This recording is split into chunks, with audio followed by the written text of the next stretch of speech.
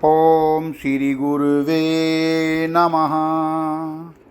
ओम शांति शांति शांति। प्रणाम भगवान।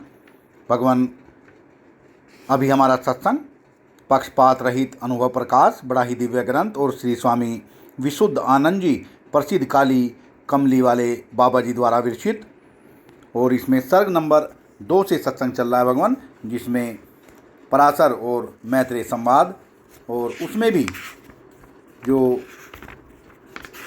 सत्संग है वो चल रहा है जड़ भरत का उपाख्यान।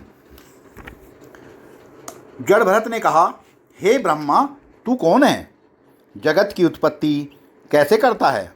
ब्रह्मा ने कहा, साक्षात माया के कार्यभूत पंचभूतों का कार्य रूप यह संघात मैं नहीं, किंतु जिससे इस संघात की कथा, संघात के व्यवहार की सत्ता स्फूर्ति होती है, सो चैतन्य आत्मा मैं हूँ, अन्य नहीं। हे जड़ भरत, जैसे तू स्वप्न में स्वप्न पदार्थों में मट्टी, गारा, पत्थर आदि कहीं से लेकर तथा अस्थि, मांस, रुधिर, मेदा, मज्जा, वीर्य आदि सब धातु कहीं से लेकर तथा कहीं से पृथ्वी आदि पंचभूतों को लेकर वह स्त्री पुरुष के संयोग कर नहीं रचता। सूक्ष्म स्वप्न नाड़ी में स्वप्न पदार्थों के योग्य अन्य देश काल वस्तु कारण भी नहीं हो सकते। तात्पर्य यह है कि और किसी रीति से भी तू स्वप्न में स्वप्न पदार्थों को नहीं रच सकता। निद्रा दोष युक्त केवल फुरने से ही रचता है। तैसे ही मैं चैतन्य मन आदि को का साक्षी आत्मा कोई मट्टी, गारा, पत्थर आदि कहीं से अन्य सामग्री लेके इस जगत को नहीं रचता हूँ, किंतु केवल माया रूप स्फुरण से ही इस नाम रूप जगत को मैं रचता हूँ। फुरने से इसकी उत्पत्ति होने के कारण यह जगत मिथ्या है। यद्यपि वर्तमान काल में स्त्री पुरुष के संयोग से पुत्र की उत्पत्ति, बीज से वृक्ष की उत्पत्ति इत्यादि यथा योग्य कारणों ते कार्य की उत्पत्ति प्रतीत होती है, केवल फुरने करके इस नाम रूप जगत की उत्पत्ति प्रतीत होती नहीं। तथापि निद्रा के प्राप्त होते ही स्वप्न में झट से ही एक क्षण में पुत्र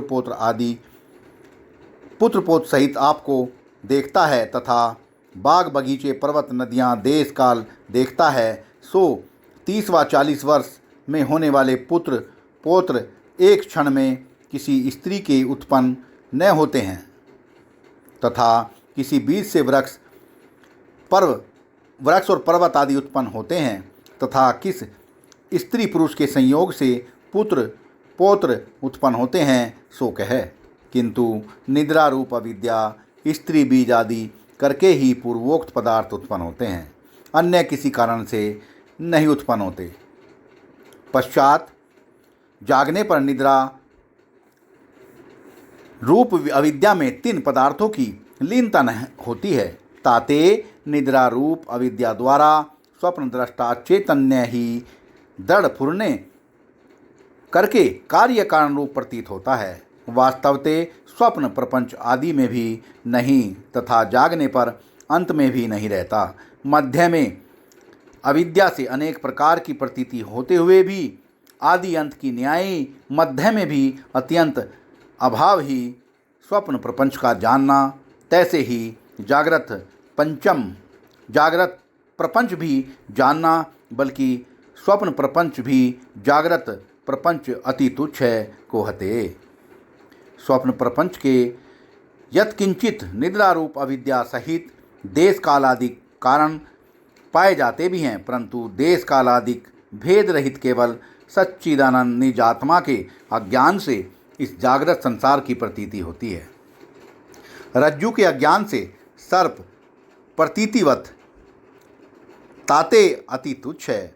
सिद्धांत यह है कि अस्थि भांति प्रिय रूप आत्मा ते भिन्न जो नाम रूप जगत की प्रतीति है, सोई स्वप्न है, सोई मिथ्या दृष्टि है, सोई माया है। जैसे मधुरता, द्रवता, शीतलता रूप जल से भिन्न जो फैन, बुदबुदा, तरंग आदि नाम रूप की प्रतीति है, सो यथार्थ दृष्टि नहीं, किंतु मिथ्या दृष्टि है।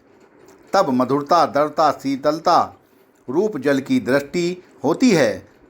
जब मधुरता, दृढ़ता, शीतलता रूप जल की दृष्टि होती है, तब तरंगादिक नाम रूप की अत्यंत अभाव प्रतीति होती है। शेष केवल जल ही प्रतीत होता है, सोई यथार्थ दृष्टि है। तैसे ही जब अस्थि भांति प्रिय रूप निजात्मा की दृष्टि होती है, तब पृथ्वी आदि कल्पित नाम रूप जगत का अत्यंत अभाव प्रतीत होता है। शेष अस्थि भांति प्रिय निजात्मा ही भासता है, सोई यथार्थ दृष्टि है। सत्संग को विराम देते हैं भगवान। प्रणाम भगवान।